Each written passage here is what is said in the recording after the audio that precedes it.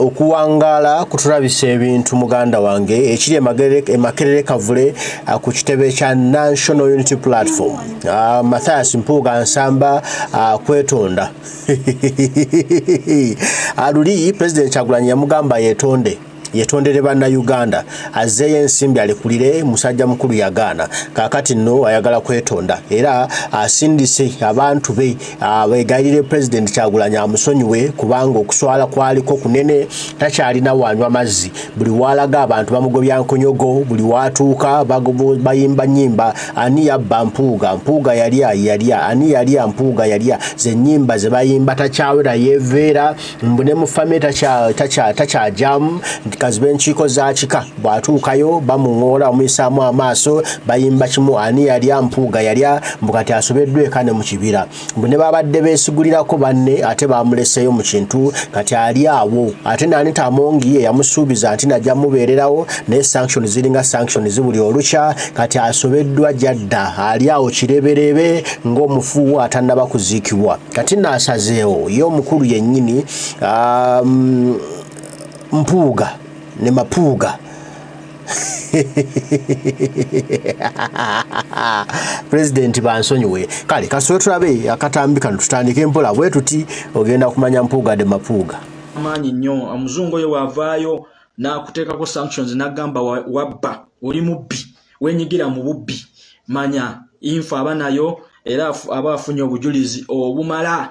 kakati ebyo tebigenda kuddakaawo kubeeraawo abuuze nti bayinza okwa propaganda poko blackmail nedda kitegeeza nti omuzungu avaayo n'aconfirming nti ddala gwe wenyigira mu bulyake sanctions zisuubira ensi nnyingi nnyo ezigenda okuvaayo zikuteekako sanctions nabagamba nti obulyake ensi ezisinga tezikwatagana na bulyake mu mawanga agamu nga China bo babatugumbula n'obatugumbula ne babatta ne babajjawo ne mu mawanga g'abawalabu abo kintu bulyake kibi nnyo kyovola batu bagamba wano nti ne wowe wadde oyagala omuntu nga munnabyabufuzi ng'omwagala akulaga ali ku side opposition naye oli waakera ku makya ne yeegatta n'abalyake abali ku ssente y'omusolo omunaku gwe babinika omusolo buli kaseera omuntu oyo mukyayire ddala teweesembereza ddala kubanga enguzi obulyake obubbi buzza eggwanga emabega okiwuliriza buzza eggwanga emabega abantu bangi bafa olw'obulyake olw'obubbi okategedde bulungi sawa tugenda kona onendowooza katutandike nga sinagenda ku kyabasuubuzi kanzijewo kino ekyababaka yes mwalabye akafaananyi emabega kaawo twabagamba nti ababaka abaali befudde kiwagi abalaba nti Honorable Mpuuga ye yali ku mulamwa abalaba nti His Excellency Kyagulanyi Ssentamu Robert ne leadership ya NUP okuvaayo n'enenya Mpuuga ekikola kye yenyigiramu ekyokwewa ssente y'omuwi w'omusolo ye kye yayita Service Award nakugamba batukwata bbula nga bwe nkugambye nti balina ezzalaawo ery'amaanyi bo balowooza Kyagulanyi ebyobufuzi tannabiyiga bulungi tannabikuguka atandika bitandike so amaca nnyo tikyova olaba Kyagulanyi we yavaayo n'abagamba nti kino si kituufu ffe tetutambula gundi zaffe values zaffe ez'ekibiina tezikwatagana naawawo tezituukawo seggona akali amaggwa yayanguwa mangu nnyo okulaga ensi nti olikyayogerako takitegeera kino Mpuuga kye yafuna kiri mu mateeka olwo batuleetedde butamuzi gratuity simanyi bikoze lwaki nzireyo emabega nkwaka preamble okutuusa ku kinyusi wenkwagala wenzijja wengendo discussinga soli ajja kumbuza n'omuntu lwaki odde emabega nzire emabega nkwaka preamble okutuusa wenkwagala okitegedde so munaye oli n'atuuka n'okugamba Kyagulanyi naye we yabeerera legislature we yabeerera mu parliament essente ezo yali azifuna akasiimo ako yali akafuna nogamba naye mwe temusitiriwaza bannayuganda kana akasiimo kasookedde ku ggwe ate lwaki wakeewo okyali mu office okyasavinga kana akasiimo kemutugamba gratuity basikuwanga at the end of the service ng'omaliriza okuweereza then ne bakuwa percentage yeeyo oba 15% gye mugambe ya gratuity ne bagikuwa naye gwe munnaffe kana kasiimo gwe kotugamba ke bakuwa kali mu mateeka nga tokyali mu office kasiimo kikafaanana kati ate nga gwe katandikidde ku ggwe era kakoma ku ggwe n'omulala wanaaba akagala alina kuteekamu kusaba munaye omukulu bwe bamukwata amavumbavumba bo ne baagala okulaga nti Kyagulanyi oli amacha nnyo ffe tuli banene okusuka ku kibiina kya NUP tetulina gambako tetulina kwatwako so mukavuvu bwako kenna mwe twalabira bannaffe abamu olwedde abaali beekolamu ekiwayi ng'ekibiina kya NUP leadership ya NUP ey'oku top ey'oku ntikko waggulu tebakyagiwuliriramu ddala mwe mwali akakundi ak'abattebandeke kuba Tebandeke yavayo n'atumanyira n'otumanyira n'amanyira ne Bobi Wine mu lujjudde n'agamba oyo ku miliyoni ana ze baatuwa ababaka nga batugulirira nagaana okumuwaako you know reach to an extent egamba omukulembezeewo akutwala n'ogamba nti nze abo banninako obusungu miliyoni ze batugulirira ana Kyagulanyi atugamba tuzeeyo bansabako omutemwa nengana okubawa omutemu ogwo gwe baali baagala awe bakulembeze ngali ku mpewo za TV atuddeko n'abanyampi nga bamunyagwa Mubaraka Sserunga mugati gwa bata okiwuliriza bulungi nnyo so abantu abafaananako mu kkowe eryo y'omuntu omu najja n'atuula ku seeti ya TV ngense mwegese amaaso bamumanyi memba wa NUP mukulembeze ali ku kadi ya NUP bamumanyi alina access eri His Excellency Kyagulanyi Ssentamu Robert bamumanyi alina access ku leadership ya NUP omuntu oyo y'omu n'atula ku mpewo za TV nga gavumenti yeefunyiridde okwogerera NUP ebikikinike n'okusiiga ekifaananyi nti NUP y'abasiyazi ejjuddemu basiyazi ewagirwa basiyazi evujjirirwa basiyazi omuntu y'omu akugamba nti buli mwaka akwata akakadde k'ensimbi n'akateeka ku kibiina oba buli mwaka oba buli mwezi akwata akakadde k'ensimbi n'akateeka mu ggwanika ly'ekibiina ye muntu omu atuula ku seti ya TV ng'atuddeko n'abanyampi n'akugamba nti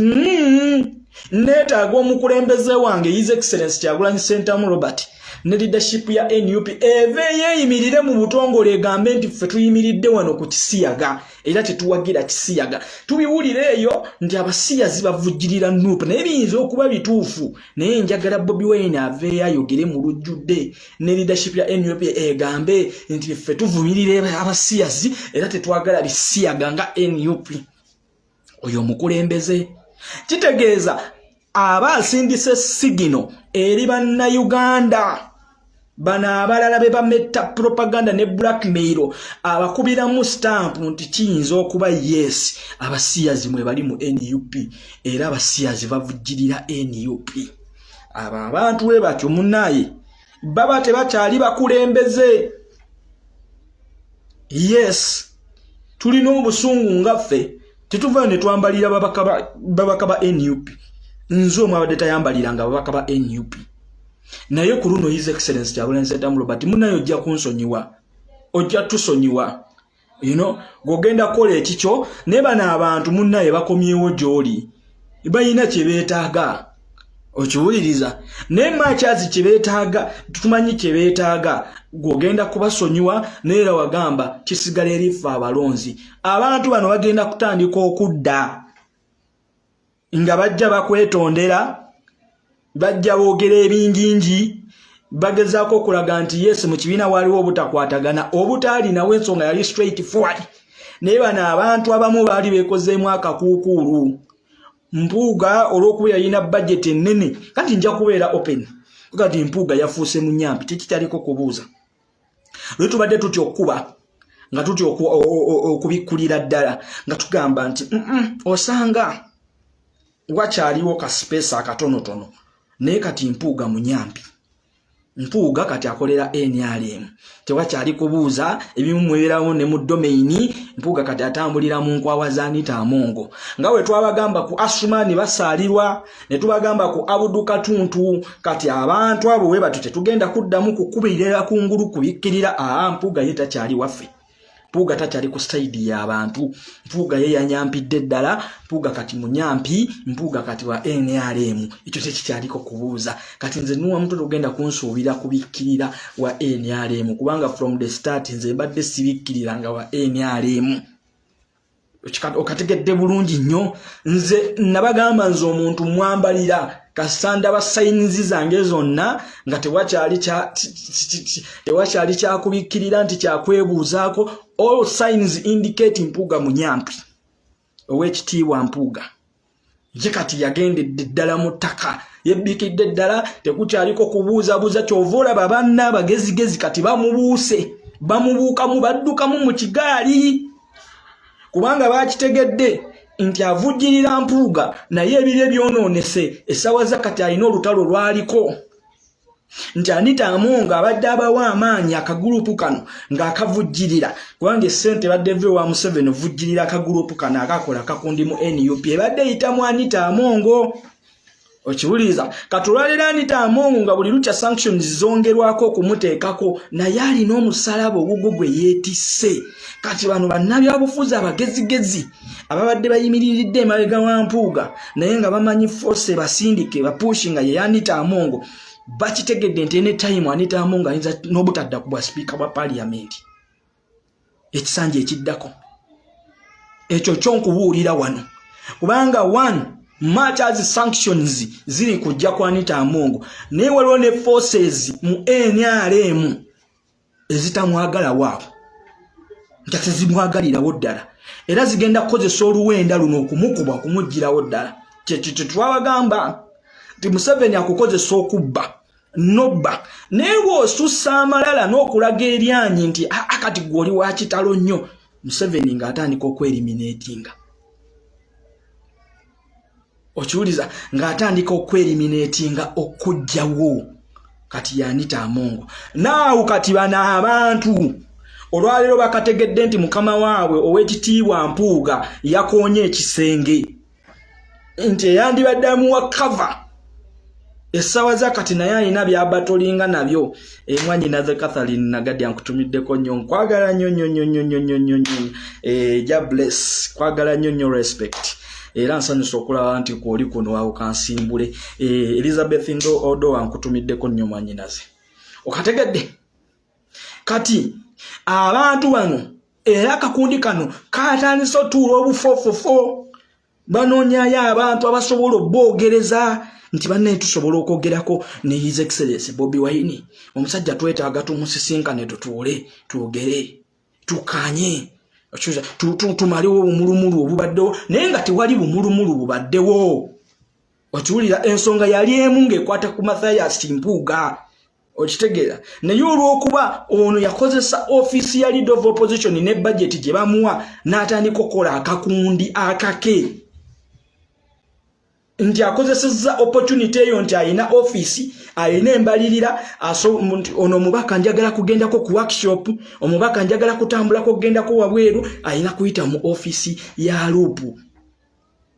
nti kati ababaka abayagalanga okutambulako nga balina kuyita wa Mpuuga n'approvinga Anita Among n'ateekako obuteesi mukono nti mmwe mugende kati yali akozesa advantage eyo ng'akoze akakuukuulu ak'ababaka nga bali 100% sure nti bo they are safe okiwuliriza ona adanga ambasembajja bw'onaabula ng'obula Anita Among tadda kuwa speaker ekyo quote me tadda kuwa speaker wa parliament ekyo quote me nze nkugamba olidda wano n'ongamba n'amutwe wangamba ensonga Anita Among kati ali mu ttaka akkirira expect worse to come eri Anita Among Anita Among lwe bamukuba bamugjawo that's how the mafia government operates nakugamba government ya NRM eddukanyizibwa ba mafias that's how mafias operate era anytime from now sanctions oziraba zifubutuka wabweru w'amawanga kati anytime from now kigenda kutandika mundu ogenda tandika okulaba groups ez'enjawulo ezabavuuka nga zisanisa okuvayo nti zeekalakaasa ate nga ziri leaning ku NRM nga zikuba Anita Among nga tezimwagala mu office kubanga olwaleero Museveni amaaso bagemwegese nti olwaleero n'abawalabu gy'obadde oddukira okufuna obuyambi tijoyagala okudda bakugamba nti oyo tetumwetaaga mu office mulyake yabba amabaati ameeru kitegeeza Museveni to cleanize himself alina omugjawo n'amugja mu office either n'amuwa minisita n'amufuula minisita naye wano okubeera speaker wa parliament agenda mugjawo nkugambye Anita Among that's shut down for kyova olaba abagezigezi nkugambye babuuse mu ggaali ya mpuuga olwo bakomawo batandise okudda kuba this is politics bino bya bufuzi batandise okudda weewuuze batebandeko amaanyi babadde bagajjawa agajjolonga his excellence Kyagulanyi Ssentamu Robert ku mpego za TV agajjolonga NUP force ki ebadde bali emabega olwaleero lwati bakulaga nti batandise okutintima bakomawo eno gye batandikira kategedde Anet ogamba otya mwannyinaza nti kati Bobi Wine ye yakulinda wano mukoona nangamba okiwuliriza kati ye nadda wano mukoona kati olwaleero bakomawo mpola mpola katuwulirize ebigambo bya gundi akakasajja ke Kayunga nze kantama ako katebandeke ate tebandeke mu busiru bwe munansonyi okozesa ekigambo ekyo abantu banoze bantama completely bantama no kozife twabuuka ebikoneti okulaba nti NUP etebenkera weeyimiridde okulaba NUP ng'esaasaana mu bitundu by'eggwanga ebyenjawulo twatekamu amaanyi gaffe nefe we are outside naye ate mwe abali mu system munda mugezaako okusaanyaawo ffe kye twakeera ku makya ffe kye tutafuna namu ninga tukikola lwa mutima na kwagala ggwanga lyaffe mwate abakifunamu mukeera ku makya mutulaga nti kikyamu mukikuba mwagala kisaanyaawo kati abantu bano mbalinako obukyayi obw'enjawulo busukkiridde kakati tebandeke yali tasobola ku approachinga president bw'omu bwa Namunigina yabadde alina okuyita mu kyaliwe Patrick Nsanja oyo kati nze mulimu abantu benneewuunya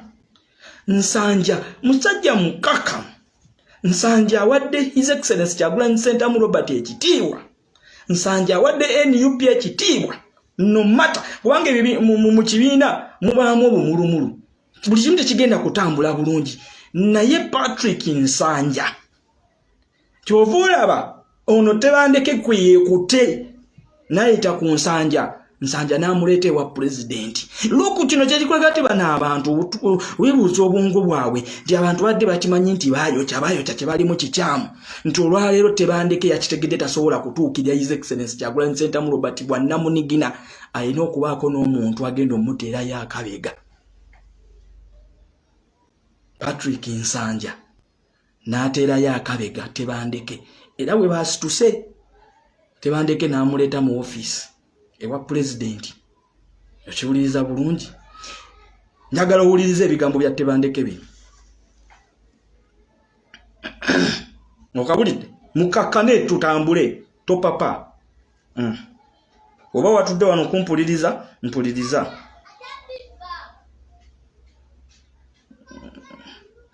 password nako kagala kwemamaaza yes njagala tuwulire ebigambo bya tebandeke bino ojja kuŋŋamba nti eddoboozi lirikkiriya bino ebigambo yabyogedde nga yakamala osisinkana pulezidenti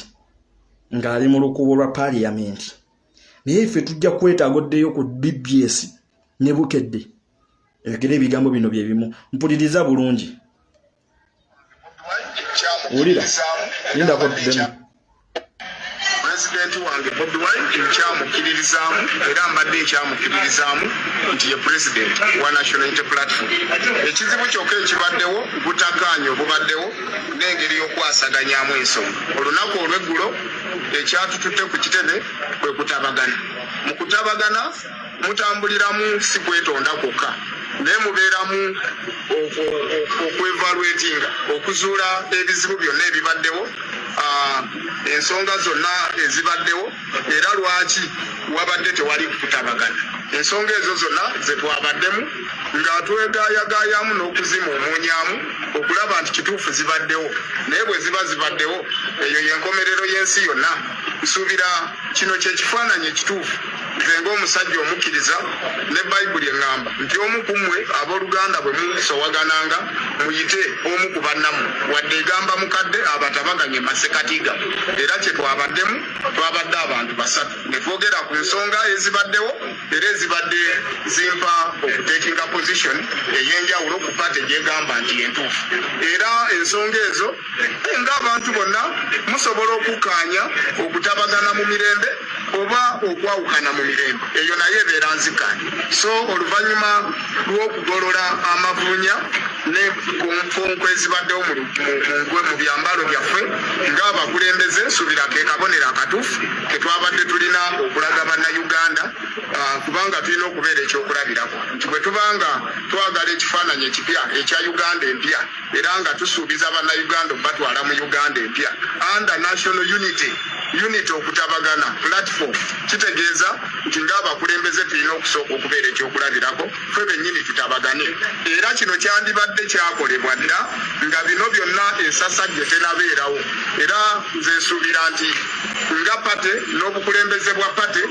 bulina omutango munene okulaba nti bayita enjuuyi zonna ezo eziriko obukosefu either by phone or by writing babawandiikire mu butongole bajje ku kitebe ensonga zino ziggwewo kubanga tekitegeeza abooluganda bita bigoonagana naye tebyatika tekitegeeza nti olwaleero bwe tuba tuyombye obanga tulwanye yenkomerero ya buli byonna abantu bonna bayitibwe bakomewo kubanga saawa zino n'omuntu ali ebweru nga bamulabanga omulabe bw'aba yafudde era bamuziika mu kifo mu kitiibwa ekya national unity platform kati oba omufu naye aba alina okuweebwa ekitiibwa ekyokuziikibwa lwaki bannaffe abakyali abalamu bwe tuba nga tuli ku mulamu omutuufu ate tubeesenda nakubeesamba bwesambi baleme kutuuka ku kitebe so nze kyensuubira ekirina okukolebwa era nga pate guno omutango nze gwe njagala okugitika nti abantu bano bayitibweyo bawandiikibwe bajje tuule ku mmeeza ng'abantu abaawamu tukaanye bwe kibanga tekisoboka era tusobola okukaanya ne twawukana mu mirembe oba ne tukaanya ne tusigala nga tutwala sitwago mu maaso olw'ekigendererwa ekyokutuusa nze oyo sijja mubongera naye ebigambo by'omukulu oyo mubiwulidde bulungi mu byonna kyenjagala okkiyalinga abakulembeze ba NUP His Excellency Kyagulanyi Ssentamu Robert ne Secretariat teteekangawo lutalo eri babaka you are standing up firm ne bagamba nti bwe mwali muyingira ekibiina kya NUP mwakola ekirayiro eri ebintu bino wammanga ze values za NUP mu values zaffe za NUP tubasuubira okuzissaamu ekitiibwa tubasuubira okuzitegeera obulungi ne mutambula nazo mubaka munnammwe mukulembeze munnaffe yagowinze against our values ng'ekibiina era twatwala initiative ezisookebwako ne tutuula naye bulungi nnyo okiwuliriza bulungi ne tutuula naye bulungi nnyo ne tutuuka ku kukaanya era ne tukkiriziganya ku bino wammanga bikolebwe era munnaffe n'atusabayo akadde agenda ateeketeeke famire ye n'emikwano akomewo abuulire eggwanga ekituufu olw'okuba omukulembeze oyo oba ow'ekitiibwa oyo already yali yasenserwa dda bwe yatuuka eri bamuwa amagezi ne bamugamba tokigezaako n'okikola ogenda ba onyongedde okunza ondeetedde akalimu ebiwuka tokigezaako kimire kyebalame kyesambe okiwuliza so kati gwe tebandeke bw'ogamba ndi mu kibiina mwalimu obumulumulu okiwuliriza obwo tebwali bumulumulu ekibiina kyali kigezaako kubatereeza mu layini nti gwe tebandeke ne woba ovudde mu kibiina MP omulala alimu mu kibiina agenda kumanya nti ekibiina kyendimu kirina amateeka gakifuga si kyetwala si kyaba kyetwala nti olwaleero Mpuuga waba akwatiddwako era n'atwalibwa mu disciplinary committee olw'ekino n'ewekiti kyeyeenyigiramu ate nga Mpuuga alina amaanyi mayitirivu ne status kwali kati olonze nga tebandeke kindekawa kitegeza Tebandeke nange nina okukakana manye nti ekibiina kye kintwala naye olwaleero walaba Tebandeke bafubutukayo n'amaanyi nti ensonga eno eyampuuga His Excellency Kyagulanyi Ssentamu Robert abakugituulira nesigala mu kibiina ne bagirekawo Mpuuga n'asigala mu office Mpuuga n'atanyezebwako yadde kana akakuukulu akabano Tebandeke ke kamu akandisoose okuyimirira ne kakuba ekibiina ne kagamba olaba Mpuuga yakola ekifaananako bwe kiti nange nsobola okukola bwe kityo nesigala mu kibiina kubanga ekibiina kye kinneeguya nze seeguya kibiina okitekedde nga bwe nkugambye nti balowooza nti ebifo ebyawo olwedde babimaamidde babimaze tebisobola kujjako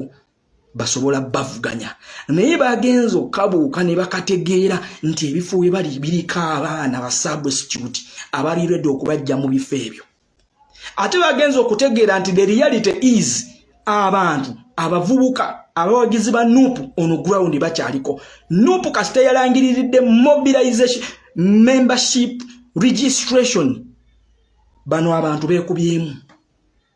balabye amaanyi agabadde mu regions ez'enjawulo nga zisaba registrars za NUP zisaba registers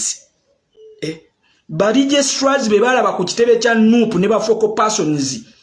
nga bateebwa okudda mu constituencies okudda mu regions zaabwe batandika okukola registration kyakuba bano wali nchukwe bali tebakisuubira nako kati abamu kwe okukitegera bagamba musajja amaanyi gakyaliwo kwe kudduka kipayo payo okiwuliriza ne bakomawo naye nze ndi wano okugamba ababaka abaali mu kakundi ka Mpuuga nkiddamu mulimu abatayogera bo ne basirika nga tebayogera bo ne basirika mwe mulina oluwenda lunene nnyo era NUP nga yotekeranga ku makya negoba mubaka n'Empuuga temugobangako n'Abedi temugobangako yamuumuza ku office mu positions negamba go tukuumuziza mu positions zino weziti ne bweziti okiwuliriza tebagobangako nga ba member okategedde kakati mwe basebo ne bannyabo muli baddembo komawo mu kibiina okiwuliriza ne mwetondera leadership ya NUP leadership nga bwe yimiridde okiwuliriza ne muddamu okuba buto ebirayiro nti munnaye tugenda kubeera loyo eri ekibiina n'amateeka in fact tugenda beera loyo eri ekibiina tugenda beera loyo eri values z'ekibiina ezitwala ekibiina kya NUP kati mwaba kubajjenjerebu His Excellency Kyagulanyi Ssentamu Robert agenda kubasonyiwa era mutereze ensonga zammwe naye mulina okuddayo ku radio ku TV temwayogerera ebikikinike eri NUP Tebandeke president yakusonyiye fe tumanyi kye weetaaga oyagala kaadi era olwanira kaadi which is okay naye nkukakasa mwabalowooza nti kigenda kubeera nti buli wolaba ambulera tikinga nga bwe kyali 2021 this time around bannayuganda babataddeko amaaso babadde disappointed namwe Tebandeke NUP neweenaabe ekusonyiye nekera ku makya neekuwa kaadi Tebandeke nga tonnavaayo kugenda ku TV ya Bukedde tonnavaayo genda ku TV ya BBS tonnavaayo genda ku Kyabasa kwetondera bannayuganda era omenyewo ebigambo bye wayogera ebikikinike byonna ebigambo byonna ebikyafu bye wayogera eri NUP n'abawagizi ba NUP nga tonnaba kumenyawo bigambo ebyo nga tozzeeyo ku TV ne weetondera bannansi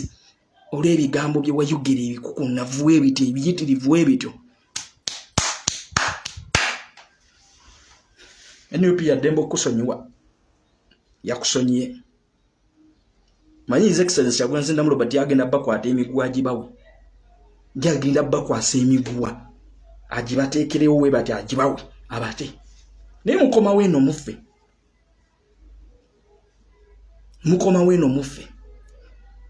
okiwuliriza so sebo ngewe wateekinze step n'ogenda ku kitebe kya NUP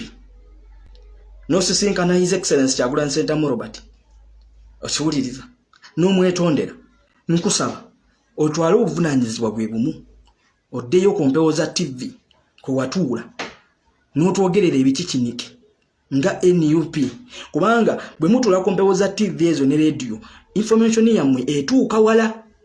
egisigamba nti mutudde ku mukutu gwa social media nga guno nti netunuzaamu essimu batono nnyo abalina data ziri TV neewala zituuka radio nga Kyabasa ne Bukedde zituuka almost mu regions za Uganda zino zonna tulinayo abakadde abali mu byalo eyo ababadde balina ekitiibwa mu NUP era nga tebakwatagana ddala nnyo na nsonga ziri zootegedde olwaliro aba yawulira ku radio nti gwe tebandeke gw'omu kubakuba mu stamp nti Nuupu evujjirirwa basiyazi era Nuupu kibiina ky'abasiyazi kati omukadde oyo twetaaga awulira eddoboozi ly'ogwe kennyini ng'ogamba waliwo obutategeeragana era osaba kusonyiwa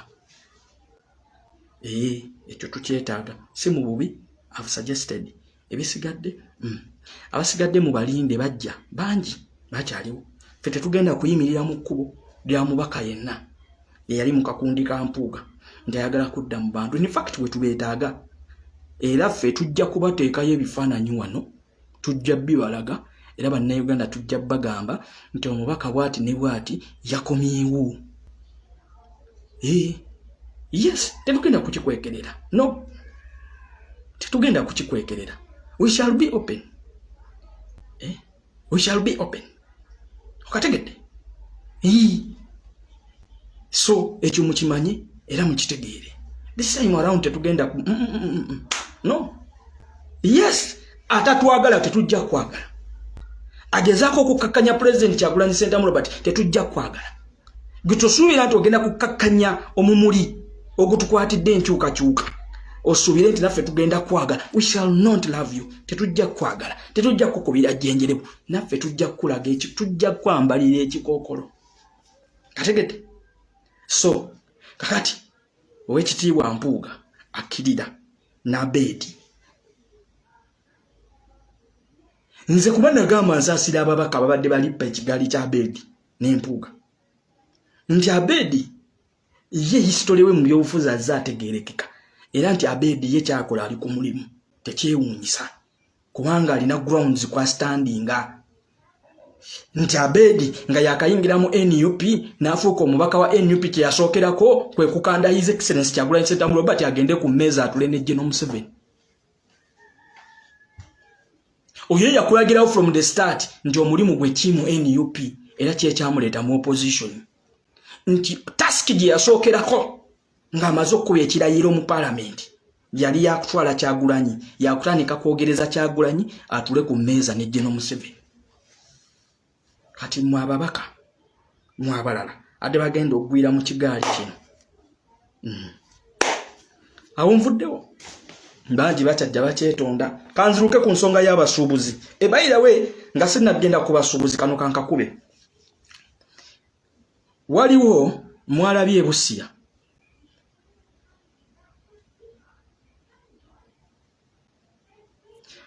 waliwo Mwalabye ekyabadde e Busia nga batandise okuregisteringa ba members era kino kankisindike eri secretariat enteekateeka nga ze mwalabyeko e Busia ziri mu bitundu ebyenjawulo regions ez'enjawulo okwetoloola Uganda eno kino kirimu abamu abeefuula abakulembeze ba NUP ba councillors kirimu ba DPC ba RDC okategedde bulungi kirimu ne ba DISO boddeyo statement yakoleddwa atwala omusirikale atwala ekitundu kya Bukedi Busia Mwegwa yawadde statement n'agamba tuyita abakulembeze ba NUP tubakubiriza weewaawo n'enteekateeka nga zino ez'okuwandiika ba members abagenda kusinkana bawandiika ba members bategeze poliisi yabokumi now expect the worst to come okulaba ng'enteekateeka zino bazisuula butaka wanga lwate tebagenda kuyita mu kya poliisi kyetandika okubatiya gaasi bagenda pangisa abavubuka nga kwaganya bakansala abamu kubanga ezo kanso zisigaze naba bakansala basinga bonna NUP enzo kwate kyalina nga yasigaza kiblanket nti yasigaza nga ogamba nti uno mtu kansala wa NUP nti yasigaza ninga bitanamu okiwuliriza nga mireya giriawo kati biteke dibagenda okuyitamu bononemu nezi office bakulagenti zino scaffolds zi wakati mu NUP tezirimu pati zika tezirimu bambala zino intano bangozi kati biteke limu ndamonko nowe ekitiibwa mpu era teke wakala bagatso kyasaka bagati tagi atandikira na yuko kwa ngono cyali yateke kamuti uya cyane kati bagati kitandikira waweru wa Buganda kati mu isanya era onalebo Kalulia oyina okweberera mu ennyo kubanga yeteke ibagala okuleta onadala mu Eastern okategete ako nkavuddeko nkalese baba tomukayamba kulamusizako nawe kangende kunso ndozo biwulidde obitegedde ebya Mathias Mpuuga Ssamba n'akabinja ke kabadde atembe tabadde bamuya mu ngalo by'omutima by'omukifuba obanga baagala kaadi alina okuba nti nno balabye nga National Platform efunye abashooting efunye abantu bakaadi ezaddala babajje mu parliament nobala bafiirwa emirimu ne basalawo okwekuumyawo bakoleki bennenye oba beegonze naye bonna bakaadi bagamba bakaadi mu ntebe era bagenda kuddamu ebintu bajja kukola bamufunye ensi yabawo kulwaki kakati okwetengera okwetanga ebyo okudamugalibako nabo kubafuna kaadi zoba abantu abatumanyi nti nno bateera ne bano betwawa nabamane beefuula abahombo beetonze si byaddala byabakwekansamu balina kibanonye nolwekyo tebesemberera bintoletole bigobere wala bigenda bira mwena alimu bigende ne tusigaza batumanyi nabana w'ekibiina ekitiibwa kumulamu gw'ekibiina ogw'okutwala Uganda eno mu maaso byaziza okwatula omuntu twalira musinzira mu ddala ensi yaffe yandaga ensi yaffe nungi ensi yaffe kulindibwa buli tulina kulwana kugitereeza ekulemberwe bulungi ate tusobole okutegeka ensi abaana baffe yagaliramu era ewangazwamu abaana n'abazzukulu baffe nga Uganda wamaaso yaddala etali mu kitta bantu kitulugunya bantu kiwamba abantu nga Uganda yeyo yennyini mbagala nnyo Mukama Katonda bwe saba bakumire ateka kuba tuddamu ebigambo tayimerabo